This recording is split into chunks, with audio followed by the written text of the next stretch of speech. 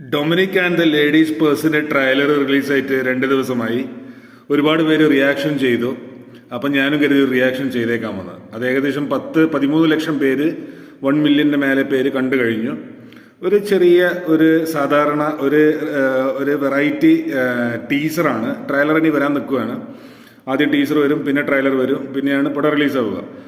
ജനുവരി 26-നാണ് cinema release എന്നാണ് അറിയാൻ പറ്റുന്നത്. എവിടെയോ കണ്ടത് ഉള്ളതാണോന്ന് അറിയില്ല. എന്തായാലും അടുത്ത മമ്മൂട്ടി റിലീസ് ഈ Dominic and the ladies purse എന്ന ഗൗതം വാസുദേവ് മേനോൻ സംവിധാനം ചെയ്ത പ്രമുഖ സംവിധായകനായ തമിഴിൽ ഏറെ സിനിമകൾ സംവിധാനം ചെയ്തിട്ടുള്ള ഹിറ്റ് സിനിമകളും മറ്റും സംവിധാനം ചെയ്തിട്ടുള്ള ഗൗതം വാസുദേവ് മേനോന്റെ മലയാളത്തിലെ ആദ്യത്തെ സിനിമയും മമ്മൂട്ടി കമ്പനിയുടെ 5ാമത്തെ സിനിമയുമാണ് Dominic and the ladies purse. Mammootty കമ്പനിയുടെ മുൻ പടങ്ങൾ നൻപകൽ നേരത്ത് മയക്കം, റോഷാക്ക്, കണ്ണൂർ സ്ക്വാഡ്, കാതൽ, അതുപോലെ ടെർബോ എന്നിവയായിരുന്നു. ഇത് 5 ജോണറിലുള്ളവയായിരുന്നു. നൻപകൽ നേരത്ത് മയക്കം ഒരു ഫാന്റസി ജോണറായിരുന്നെങ്കിൽ പിന്നെ വന്ന റോഷാക്ക് ഒരു മിസ്റ്ററി ആയിരുന്നു. കാതൽ ഒരു ഡ്രാമ, ഫാമിലി ഡ്രാമ, അല്ലെങ്കിൽ അവർ അവകാശപ്പെടുന്ന പോലെ റവല്യൂഷണറി ഫാമിലി ഡ്രാമ ആയിരുന്നു. ടെർബോ ഒരു മാസ് മസാല ഐറ്റം ആയിരുന്നു. പിന്നെ റോഷാക്ക് നൻപകൽ നേരത്തെ മയക്കം, ടെർബോ, കാതൽ, പിന്നെ ഏതാണ് പറഞ്ഞത്, കണ്ണൂർ സ്ക്വാഡ് ഒരു ആക്ഷൻ ആയിരുന്നു. അപ്പോൾ 5 ജോണറിലായിരുന്നു. 5 ഹിറ്റുകളായിരുന്നു, സൂപ്പർ ഹിറ്റുകളായിരുന്നു. ഈ വരാൻ പോകുന്ന പടം എന്താണ് എന്ന് സ്വാഭാവികമായിട്ടും മമ്മൂട്ടി കമ്പനിയുടെ മുൻ പടങ്ങൾ നൽകിയ ഗ്യാരണ്ടി വെച്ചിട്ട് എല്ലാവരും ആകാംക്ഷയുടെ സിനിമാ പ്രേക്ഷകർ ഉറ്റുനോക്കുന്നൊരു പടമാണ്. പക്ഷെ വന്ന ടീസർ പലതരത്തിൽ പല കോണിൽ നിന്നും അത് മനസ്സിലാക്കാത്ത പലരും പല രീതിയിലുള്ള അഭിപ്രായങ്ങൾ പറയുന്നുണ്ട്. ഇതെന്തടാ ഇങ്ങനെ ഷോർട്ട് ഫിലിം പോലെ ഉണ്ടല്ലോ, ഏതോ പിള്ളേർ മൊബൈൽ ക്യാമറയിൽ എടുത്ത പോലെ ഉണ്ടല്ലോ എന്നുള്ളതൊക്കെ. അതാണ് അതിൻ്റെ വെറൈറ്റി എന്ന് തോന്നുന്നു. ഒരു വെറൈറ്റി വേണമല്ലോ, നമ്മൾ ഒരുപാട് കണ്ടുമടുത്തതിൽ നിന്നും ഇത് ഒരു വെറൈറ്റി, ഒരു ഫ്രഷ്നെസ് ആണ് എനിക്ക് ഫീൽ ചെയ്തത്. പിന്നെ അതിൽ കോമഡി ഉണ്ട് എന്നുള്ളതാണ്, കോമഡി ജോണറാണെന്നുള്ളത് മനസ്സിലായി.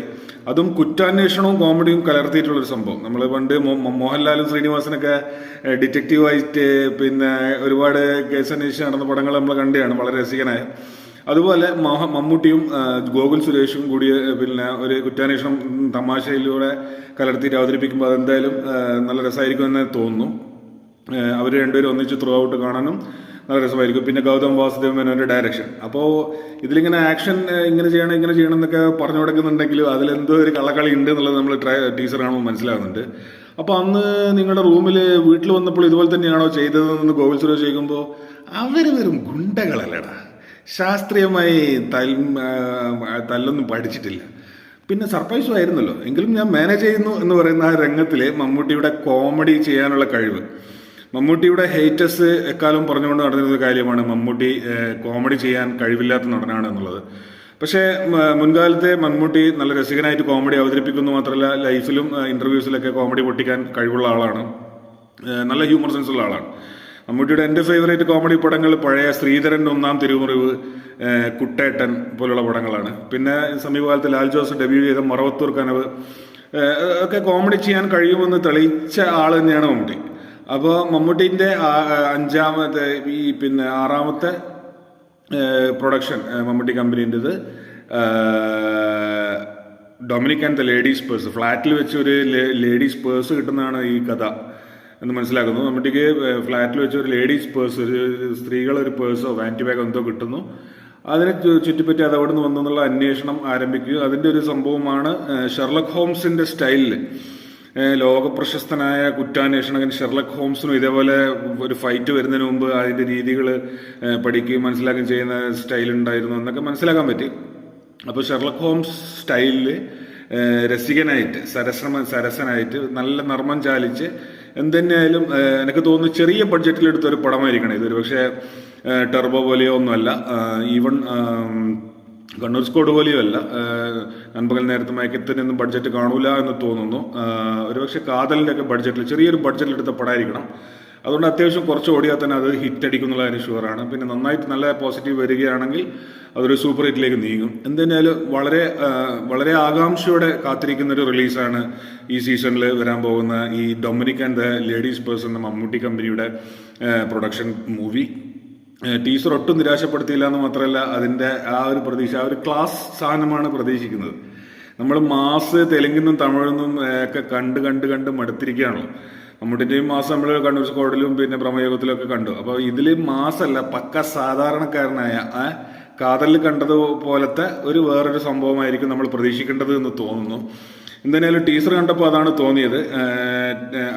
അതിനോടൊത്ത് വന്ന റൈഫിൾ ക്ലബ്ബ് എന്ന പടത്തിന്റെ ട്രെയിലറൊക്കെ 26 ലക്ഷം വ്യൂ ഒക്കെ ആയി ഏകദേശം അതേ സമയത്ത്, ഒരേ ദിവസമാണ് റിലീസായത്. പക്ഷേ ട്രെയിലറാണ് ലോങ് ആയിട്ടുള്ള, അതിന് നല്ല റെസ്പോൺസാണ് കിട്ടുന്നത്. ആ പടത്തിനും പ്രതീക്ഷയുണ്ട് ട്രെയിലർ കണ്ടിട്ട്. എന്തായാലും അതൊക്കെ ക്ലാഷ് റിലീസായിട്ട് വൻ മത്സരത്തോടെ ഈ സീസണിൽ ഉണ്ടാവുമെന്ന് തോന്നുന്നു. പുഷ്പ തിയേറ്ററിൽ ഓടിക്കൊണ്ടിരിക്കുകയാണ്. പുഷ്പനെ കുറിച്ച് ഞാൻ ചെയ്ത റിവ്യൂ ഈ വീഡിയോന്റെ തൊട്ട് പിറകിൽ എൻ്റെ ചാനലിൽ പോയി കഴിഞ്ഞാൽ നിങ്ങൾക്ക് കാണാൻ പറ്റും. പുഷ്പ ഒട്ടും മോശമല്ല, കാണേണ്ട പടമാണ്.